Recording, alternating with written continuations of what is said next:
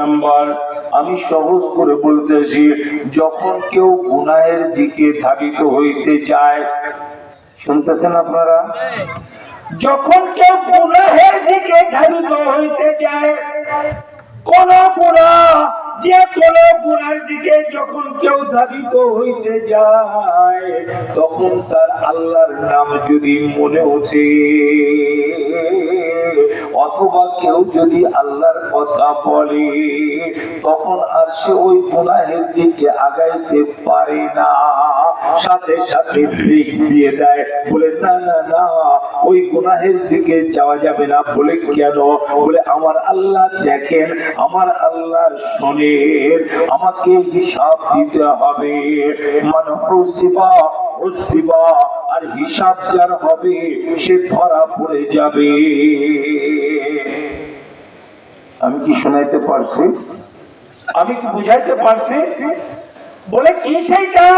বলে এক নম্বরে আল্লাহ পাক রব্বুল আলামিনের নাম যখন তার কলবে আসে, তার সামনে উচ্চারিত হয়, তখন তার অন্তর কেঁপে ওঠে। তার অর্থ হলো এইটা যে সে যদি মুমিন হয়, আল্লাহর কথা স্মরণ আসলে আর গুনাহের দিকে আগাইতে পারে না। কিন্তু যদি মুনাফিক হয়, তাহলে আল্লাহর নাম স্মরণ আসা সত্ত্বেও, আল্লাহর নাম স্মরণ করাই দেওয়া সত্ত্বেও সে গুনাহের দিকে ধাবিত হইয়া যায়।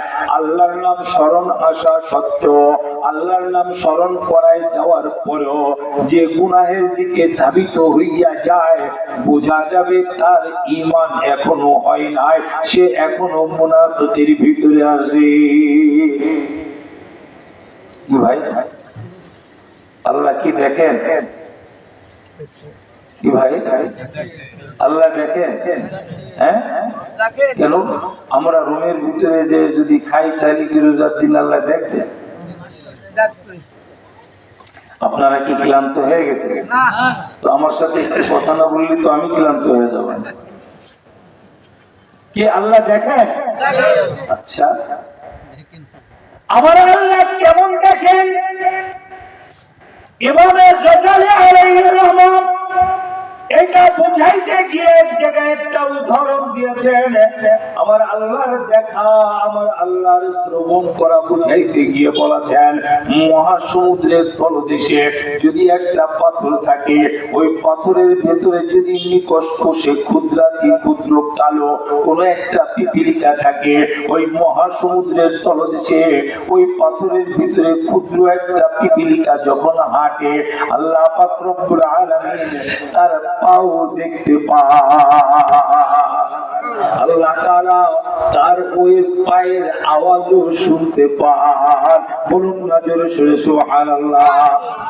আমার আল্লাহ এমন দেখে, আমি যখন কোন গুনাহ করতে যাই, ওরে ঘুষের লেনদেন করতে যাই, সুদের লেনদেন করতে চাই, প্রতারণা করতে চাই, মাপে বেশি আনতে চাই, মাপে কম দিতে চাই, এমন ভাবে যে কোনো গুনার দিকে, মিথ্যার দিকে, প্রতারণার দিকে, ধোঁকাবাজির দিকে, প্রেমবাজির দিকে যখন ধাবিত হইতে যায়, আমার আল্লাহ দেখেন কি দেখেন না? আমার আল্লাহ দেখেন। এইটা যখন কোন মুমিনের অন্তরে থাকে, ওরে মুমিন তখন আর সেদিকে আগাইতে পারি না। ইন্নামাল মুমিনুনা আল্লাযীনা ইযা যুকিরাল্লাহ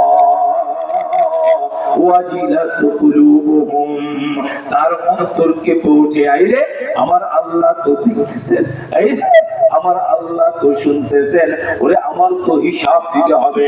হাদিসের ভিতরে আসছে, মান হুসিবা উযিবা, যদি কারোর হিসাব দিতে হয় তাহলে সে শাস্তির মুখোমুখি হয়ে যাবে, হিসাব দিয়ে কেউ পার পাবে না। কি বলেন? হিসাব দিয়ে কেউ পার পাবে না। এক নম্বর।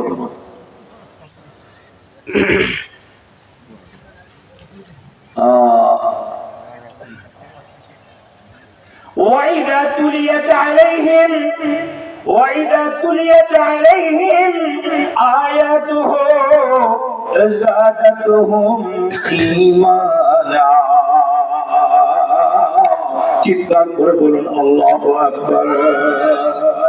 ও আমার ভাইরে, মুমিনের 2 নম্বরের সিফাত, প্রকৃত মুমিনের 2 নম্বরের সিফাত আল্লাহ পাক রব্বুল আলামিন বলতেছেন, যখন তার সামনে কোরআনে কারীমের তিলাওয়াত করা হয় তখন তার ঈমান বাড়তে থাকে।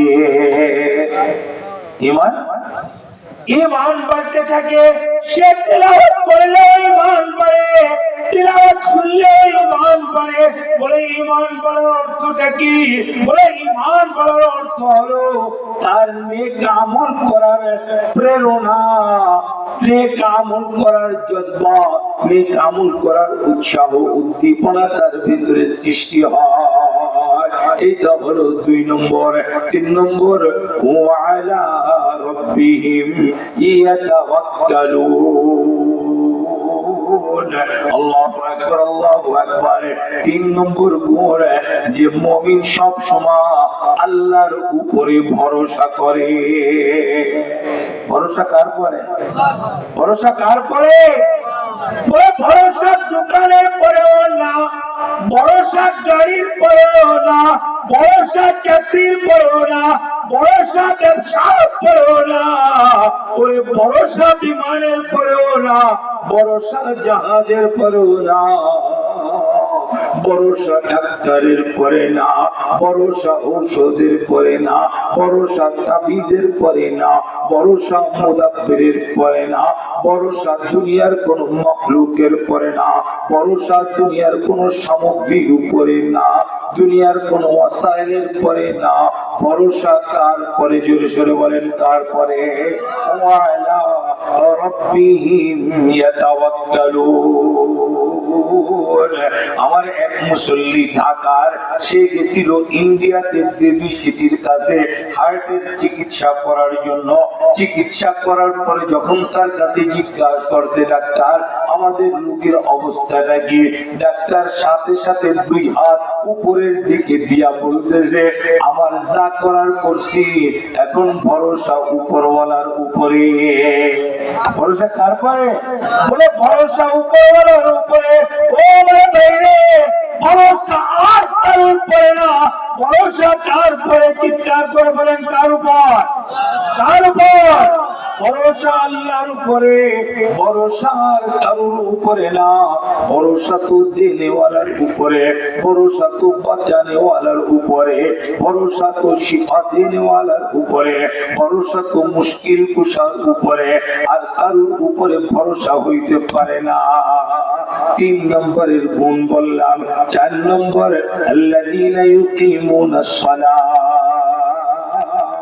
বলে 4 নম্বরের গুণ হলো যারা প্রত্যেক ওয়াক্ত ঠিকঠাক মতো নামাজ আদায় করে।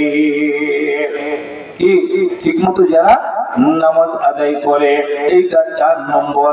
5 নম্বরের গুণ, আল্লাহ আল্লাহ ওয়া মিম্মা রাযাকনাহুম ইউনফিকুন। ওরে আল্লাহ পাক রব্বুল আলামিন আমাকে আর আপনাকে যে রিজিক দান করেছেন, আপনাকে আর আমাকে যে সম্পদ দান করেছেন, ওই সম্পদের থেকে আল্লাহর রাস্তায়, আল্লাহর দ্বীনের রাস্তায়, আল্লাহ মসজিদ মাদ্রাসায় যারা দান করে, ওয়া মিম্মা রাযাকনাহুম ইউনফিকুন। এক হাদিসে আসছে, আস-সাকিয়্যু হাবিবুল্লাহ, যারা দাতা তারা হলো আল্লাহর বন্ধু।